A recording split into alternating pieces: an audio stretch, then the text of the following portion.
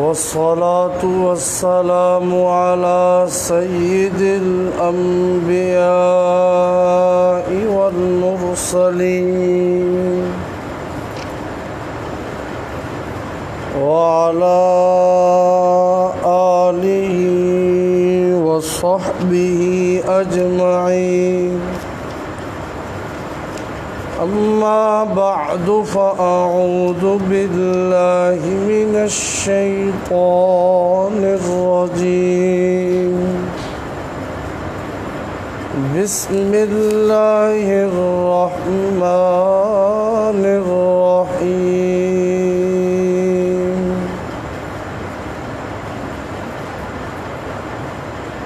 قل إنما أنا منذر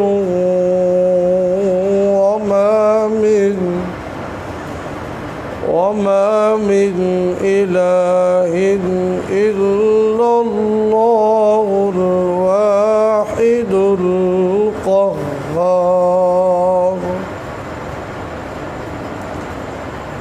رب السماوات والأرض وما بينهما العزيز الغفار.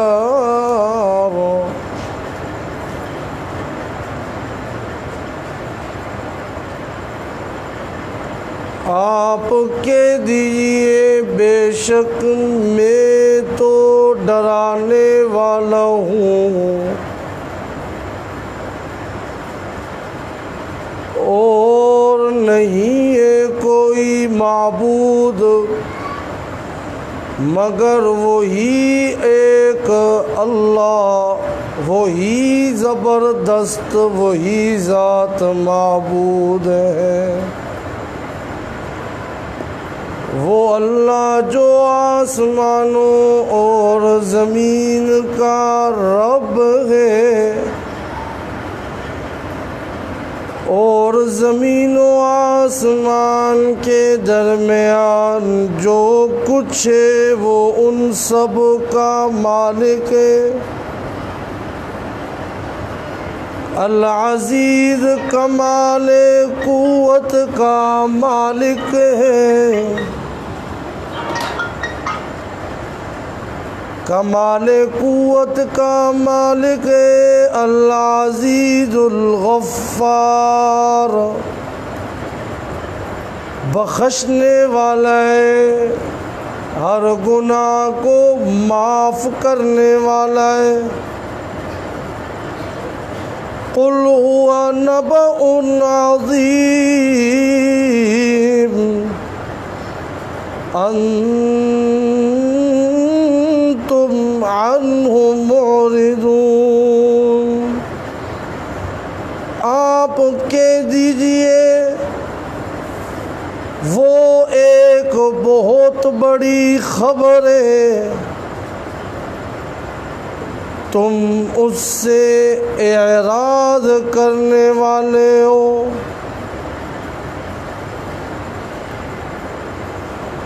ما کان لی من علم بالملئ الاعلی اذ یختصمون. نہیں ہے مجھے کوئی علم ملائے اعلیٰ کے بارے میں جب کہ وہ آپس میں تکرار کر رہے تھے. یوحیٰ الی الا انما انا نذیر مبین.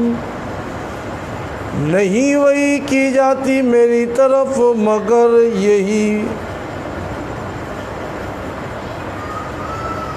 جو کچھ بھی وحی کی جاتی ہے میری طرف، بے شک میں تو ڈرانے والا ہوں واضح طور پہ. جو کچھ بھی میں دنیا کو بتلاتا ہوں وہ وہی جو میری طرف وحی کیا جاتا ہے. صدق اللہ العظیم. اللهم صل على سيدنا ومولانا محمد وعلى آل سيدنا ومولانا محمد وبارك وسلم ثم صل عليه سبحانك لا علم لنا إلا ما علمتنا إنك أنت العليم الحكيم.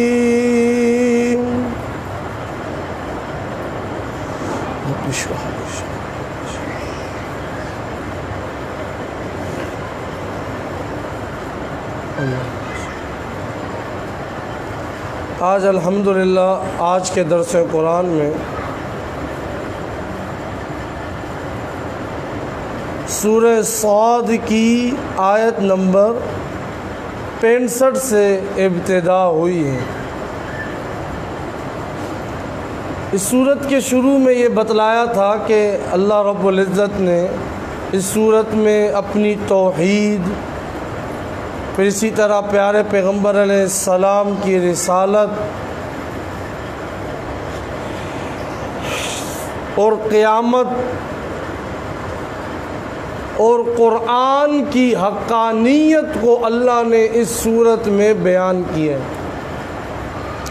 اور یہ سارے مضمون پیچھے گزرے اور اس کے ساتھ ساتھ نبیوں کے کچھ واقعات بھی بیان کیے گئے.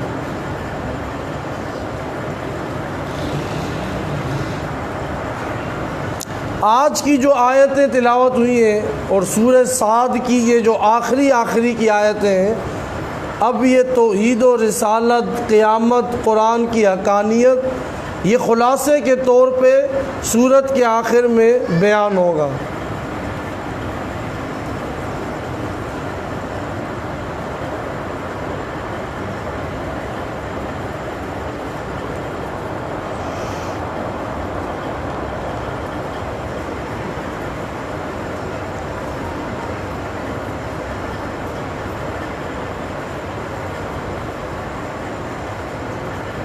سب سے پہلی آیت جو تلاوت ہوئی، قل انما انا منذر، میرے پیارے پیغمبر علیہ السلام آپ کہہ دیجئے کہ بے شک میں ڈرانے والا ہوں. اب یہ بات ذہن میں آتی ہے کہ جو انبیاء کرام علیہ السلام آئے، انہوں نے لوگوں کو آ کے سمجھایا، سمجھانے کے ساتھ ساتھ انہیں خوشخبریاں بھی سنائیں، انہیں ڈرایا بھی. اب یہاں پہ اللہ نے صرف منذر کا لفظ ذکر کیا، مبشر نہیں آیا. حالانکہ قرآن میں دوسری جگہوں پہ یہ الفاظ ذکر ہوئے، انا ارسلناک شاہدا ومبشرا ونذیرا وداعیا الی اللہ باذنہ وسراجا منیرا.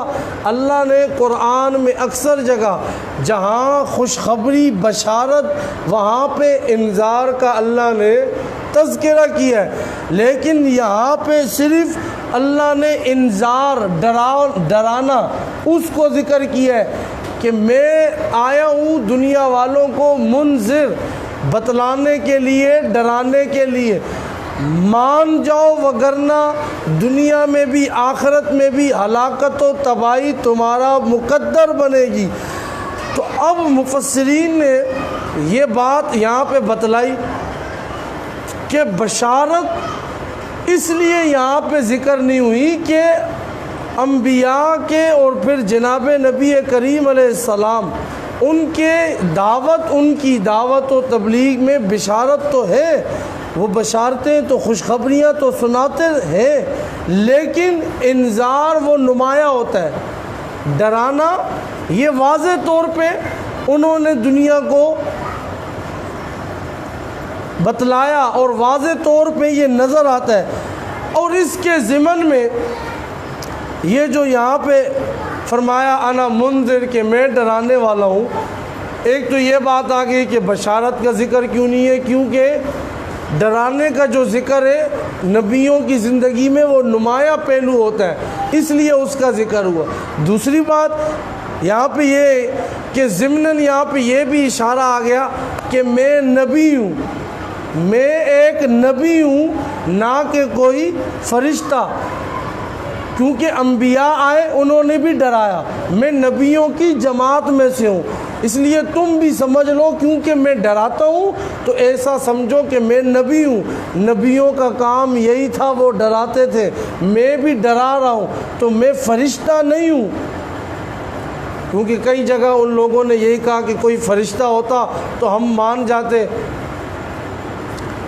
جاتے، یہ کئی جگہ ان لوگوں نے اعتراض، پیچھے آپ نے جو باتیں گزر چکی ہیں ان لوگوں نے کئی جگہ یہ اعتراض کیا دوسرے اعتراض کے ساتھ ساتھ۔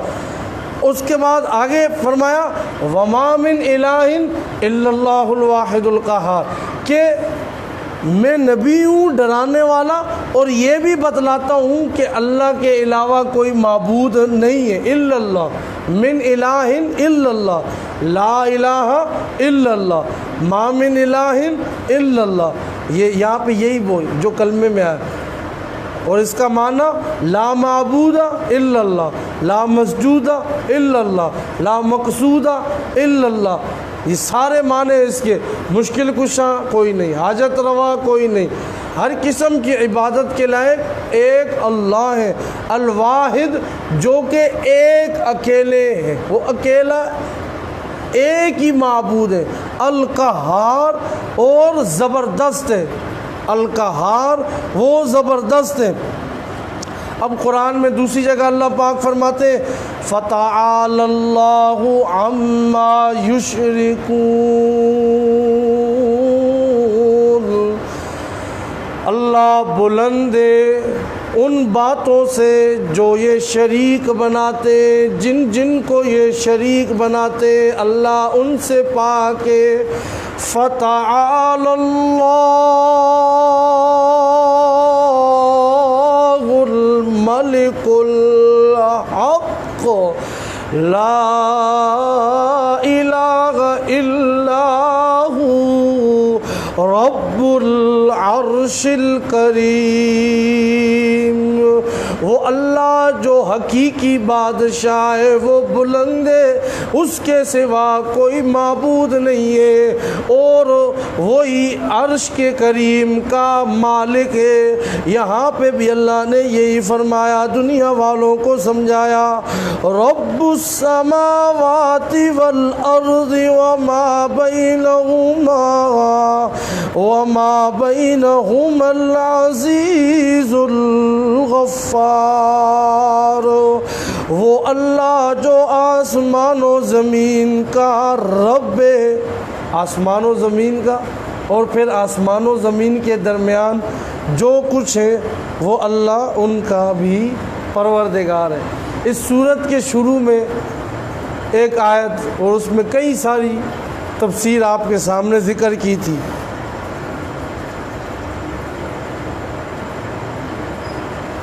وہاں پہ یہ بات آئی کہ وہ مکہ والے آئے اور یہ کہنے لگے یہ ہمارے معبودوں کی توہین کرتا ہے، ایسے کہے کہ ہمارے معبودوں کی توہین چھوڑ دیں، یہ بات وہاں پہ ذکر ہوئی، اور یہ کہنے لگے وَعَجِبُوا أَن جَاءَهُم مُنذِرٌ مِّنْهُمْ فَقَالَ الْكَافِرُونَ هَذَا سَاحِرٌ كَذَّابٌ۔ یہاں پہ بھی آیا، اس آیت میں بھی منذر منہم، اس آیت میں بھی ذکر ہوا منذر منہم، اور انہیں تعجب ہوا کہ ایک انہی میں سے ڈرانے والا ان کے پاس آ گیا، اور کافروں نے کہا یہ الیاذ باللہ پیارے پیغمبر علیہ السلام کو جادوگر کہنے لگے، کذاب کہنے لگے۔ اب آگے اللہ فرماتے اجعل الآلہۃ الہا واحدا اللہ پاک فرماتے ہیں انہوں نے یہ بات بھی کہنا شروع کر دی، کہنے لگے اجعل الآلہۃ الہا واحدا، یہ کیسے ہو سکتا ہے؟ یہ کہتا ہے ایک ہی معبود ہے، الہ واحدا، ایک ہی معبود ہے دنیا کے اندر۔ ان ھذا لشیء عجاب، یہ بڑی عجیب بات ہے۔ یہ انہوں نے کہا، یہاں پہ جو اللہ نے ذکر کیا اس آیت کے ضمن میں نے اس آیت کی تھوڑا بہت آپ کو اشارہ دے دیا۔ یہاں پہ اللہ نے کیا ذکر کیا؟ الواحد القہار، وہ اللہ ایک ہے، زبردست ہے، زمین و آسمان جو کچھ ان کے درمیان ہے اس کا مالک ہے، اور اسی طرح غفار، بخشنے والا ہے۔ سورت کے شروع میں بھی آیا، یہی مشن تو تھا جو پیارے پیغمبر نے بتلایا، ایک ہی معبود ہے۔ وہ کہنے لگے ان ھذا لشیء عجاب، یہ بڑی عجیب بات ہے۔ وانطلق الملأ منهم ان امشوا واصبروا علی آلہتکم، جو آپ اپنی کام کر رہے ہو، اپنے معبودوں کی عبادت پہ لگ رہے ہو، اس کی باتوں کو چھوڑ دو، ہاں اس کی باتوں میں مت آؤ۔ وہاں پہ بھی انہوں نے یہ کہا۔ اللہ پاک فرماتے ہیں ہر چیز کا مالک میں اللہ، اور دنیا کا بھی میں ہی مالک ہوں۔ وَإِنَّ لَنَا لَلْآخِرَةَ وَالْأُولَىٰ، اور آخرت کا بھی مالک، یعنی دنیا کے بھی مالک اللہ، آخرت کے بھی مالک اللہ۔ تو پھر اب معبود وہی ہوگا نا جو ہر چیز کا مالک ہے۔ پھر تم نے چپے چپے پہ اپنے معبود بنائے ہوئے، ایسا کیسے ہو سکتا ہے؟ سورت آیت کے آخر میں فرمایا الغفار، وہی غفار ہے۔ کیا مطلب؟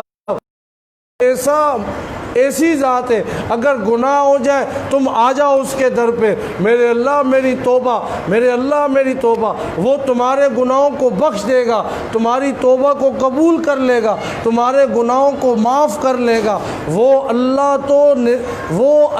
تو اتنا کریم ذات ہے، ہاں اتنا کریم ذات ہے۔ اللہ پاک خود قرآن میں ارشاد فرماتے ہیں انہ یغفر الذنوب جميعا لا تقنطوا من رحمت اللہ ادعونی استجب لکم ان الذین یستکبرون عن عبادتی سیدخلون جہنم داخرین اجیب دعوت الداعی اذا دعانی فلیستجیبوا لی ولیؤمنوا بی لعلہم یرشدون۔ اللہ تو کہہ رہے آؤ میرے در پہ آؤ، میرے در پہ آؤ۔ روزانہ رات کے وقت یہ ندا لگتی ہے، آسمان، آخری آسمان پہ اللہ پاک روزانہ آتے ہیں اور یہ آواز لگائی، ایک لگانے والا لگاتا ہے، اے کوئی گناہ معاف کروانے والا اپنے گناہ معاف کرائے، اے کوئی مانگنے والا مجھ سے مانگے، اے کوئی طلب کرنے والا مجھ سے طلب کرے۔ تو اللہ نے فرمایا وہ ذات تو اتنی عظیم ذات ہے، اتنی عظیم ذات ہے، تو پھر ہمیں اسے ہی معبود حقیقی اور اکیلا ایک ہی معبود اسے سمجھ کر ہر قسم کی عبادت اس کے لیے کرنی چاہیے۔ ہاں یہ تو اللہ نے یہاں پہ یہ سمجھا دیا۔ کس کا بیان ہوا؟ توحید کا، رسالت کا، ضمن میں رسالت کا۔ آگے فرمایا قل هو نبأ عظیم انتم عنہ معرضون۔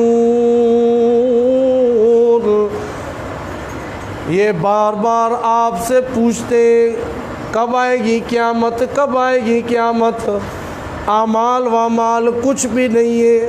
ہماری بھی حالت یہی ہوتی ہے نا، کسی کا اگر جاتے ہیں نا قبر پہ یا میت پہ، چلا گیا یار، ہم نے بھی جانا ہے، بہت اچھا انسان تھا، پتہ ہی نہیں چلا کل تو ہمارے ساتھ تھا، ہوئے ہوئے یہ تو اور خود 3 دن بعد نہ نماز ہے، نہ روزہ ہے، نہ اللہ کا ذکر۔ وہ بھی قیامت کو، آخرت کو، حساب کتاب کو اگر ان کے ذہن میں ہوتا وہ تھوڑی گناہ کرتے، شرک کرتے، نافرمانیاں کرتے، زنا کرتے، غیبتیں، بغاوت، بے حیائیاں۔ اور ہم بھی ایسے وہاں جاتے ہیں، یہ سوچتے ہیں کہ ہم نے بھی ایک دن ادھر آنا ہے، لیکن دوبارہ وہی آ کے دنیا کی مستیوں میں۔ تو اللہ فرماتے قل هو نبأ عظیم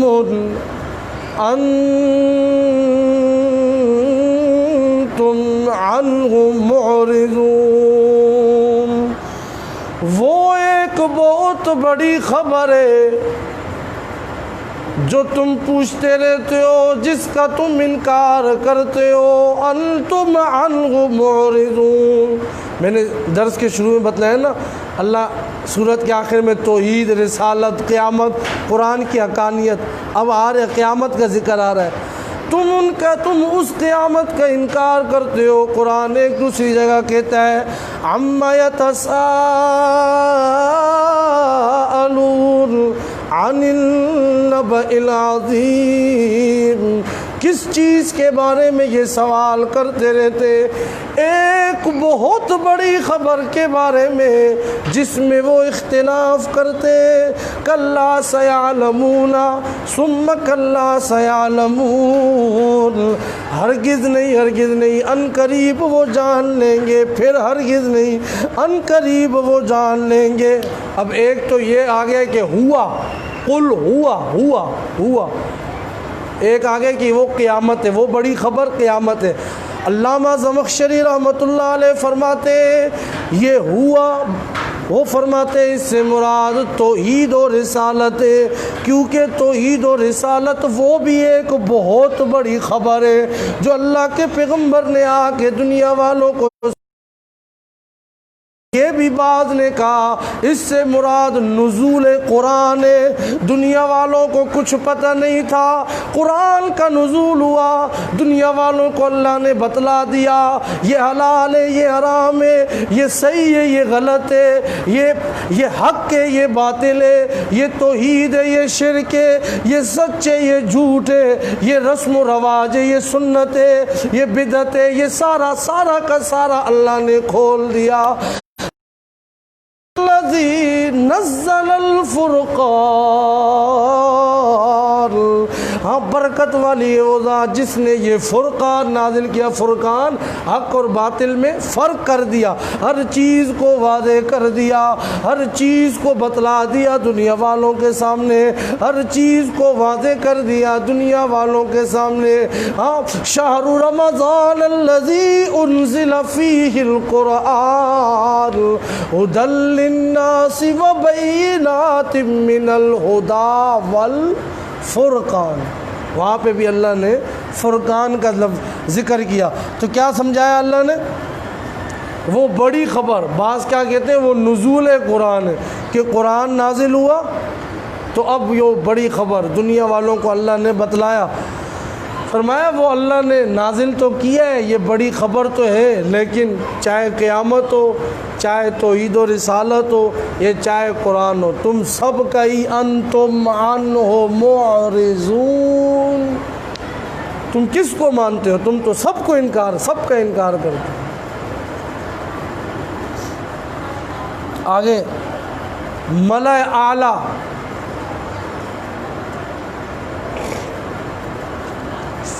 فرشتے بلند جماعت، اللہ نے ان کا تذکرہ کیا، کیونکہ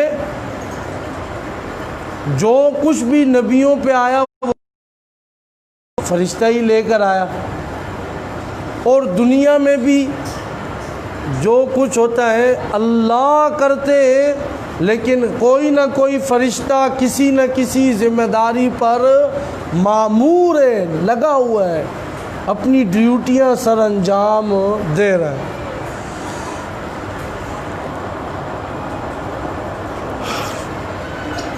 اللہ پاک فرماتے ہیں ما کان لی من علم بالملأ الاعلی اذ یختصمون، مجھے نہیں ہے علم اس بارے میں جب ملأ اعلی، وہ بلند جماعت، برتر جماعت باقی تکرار کر رہے تھے۔ امام شاہ ولی اللہ رحمۃ اللہ تعالیٰ علیہ فرماتے یہ زمین جب نہیں بنائی اللہ نہیں بنایا، یہ پہاڑ، یہ جنات، یہ چرند و پرند، یہ انسان، اللہ نے اس سے کئی سال پہلے، کئی عرصہ پہلے، اللہ نے اس سے کئی عرصہ پہلے یہ ملأ اعلیٰ کو اللہ نے بنا دیا تھا، کھربوں سال پہلے، خربوں سال پہلے اللہ نے اس ملأ اعلیٰ کی جماعت کو بنا دیا تھا۔ یہ بہت بلند جماعت جس کے بارے میں اللہ کا قرآن کہتا ہے لا یعصون اللہ ما امرہم وَيَفْعَلُونَ مَا يُؤْمَرُونَ، وہ اللہ کے حکموں کی نافرمانی نہیں کرتے، جو انہیں حکم دیا جاتا ہے وہ اس کو پورا کرتے۔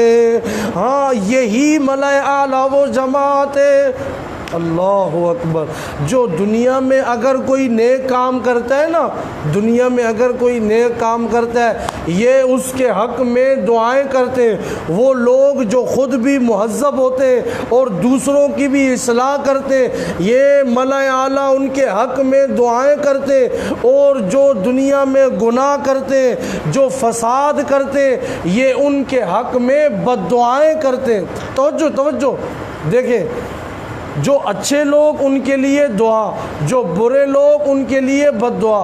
اب ہوتا کیا ہے کہ اگر دعا کرتے ہیں تو وہ اچھے لوگ مزید بلند سے بلند ہوتے چلے جاتے ہیں، اور جن کے لیے بد دعائیں ہوتی ہیں ان کے لیے پھر لعنت مزید بڑھتی جاتی ہے، مزید ان کی حسرت و افسوس بڑھتا ہی چلا جاتا ہے۔ تو دنیا کے اندر بارش ہے، کوئی اور حکم جو اللہ نازل کرتے ہیں وہ ان کے واسطے۔ اب یہ جو تکرار ہوئی، جو اللہ فرمایا پیغمبر کہہ دیجئے کہ مجھے علم نہیں ہے، وہ کون سی تکرار تھی؟ بعض مفسرین نے لکھا ہے وہ وقت تھا جب وہ حضرت آدم علیہ السلام کو اللہ نے پیدا کیا تھا، جس کا پہلے پارے میں تفصیل سے اور دوسری جگہوں پہ اور آگے بھی تذکرہ آئے گا۔ آدم علیہ السلام کو اللہ نے پیدا اور فرشتوں کو کہا اور تم ان کے سامنے سجدہ کرو۔